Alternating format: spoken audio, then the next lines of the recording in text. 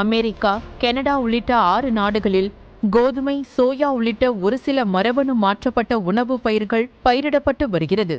இந்தியாவை பொறுத்தவரை இதுவரை மரபணு மாற்றப்பட்ட உணவு பயிர்கள் பயிரிடப்படவில்லை என்றாலும் அதற்கான முயற்சிகள் தீவிரமாக நடைபெற்று வருகிறது.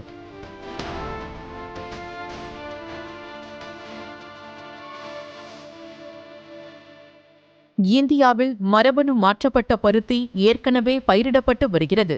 இதனால் இந்த வகை பருத்தியை அதிகம் பயிரிடும் குஜராத் உள்ளிட்ட மாநிலங்களில் ஏற்கனவே மண்ணின் வளம் பாதிக்கப்பட்டுள்ளதாக கூறப்படுகிறது.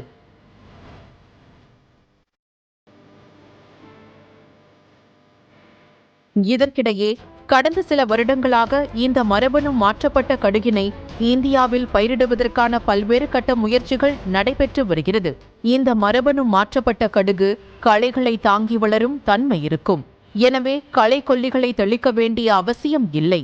அதாவது களைகளை அழிக்கும் குறிப்பிட்ட வகை நச்சுத்தன்மை வாய்ந்த மருந்து விதைகளில் செயற்கை முறையில் செலுத்தப்படுகிறது.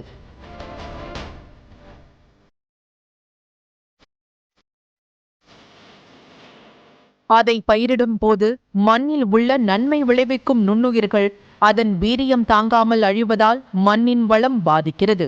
அதேபோல மனித உடல்நலத்திலும் பாதிப்பு ஏற்படுத்தும் என அறிவியல் அறிஞர்கள் தெரிவித்து வருகின்றனர்.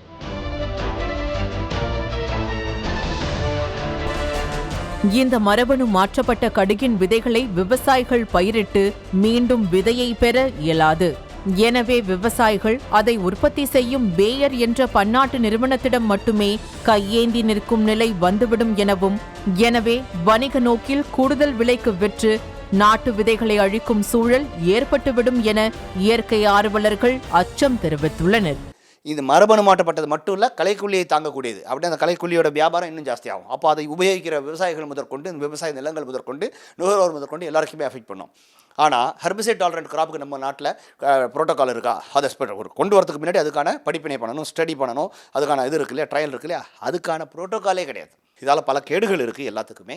இது எதுக்கு தேவை அப்படின்னு அதை தவிர நம்மளுடைய விதை இறையாண்மை, நம்மளுடைய விதை பன்மையம் எல்லாமே போயிடும். அந்த டைவர்சிட்டியும் போயிடும், நம்மளுடைய சாவர்னிட்டியும் போயிடும்.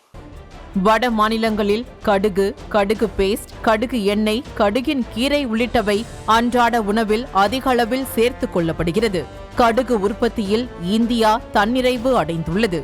ஏற்கனவே தேவைக்கு அதிகமாகவே கடுகு உற்பத்தி செய்யப்படும் நிலையில் இந்த மரபணு மாற்றப்பட்ட கடுகு பயிரிட வேண்டிய கட்டாயம் இருக்கிறதா என்ற கேள்வியை விவசாயிகளும் சுற்றுச்சூழல் ஆர்வலர்களும் எழுப்புகிறார்கள்.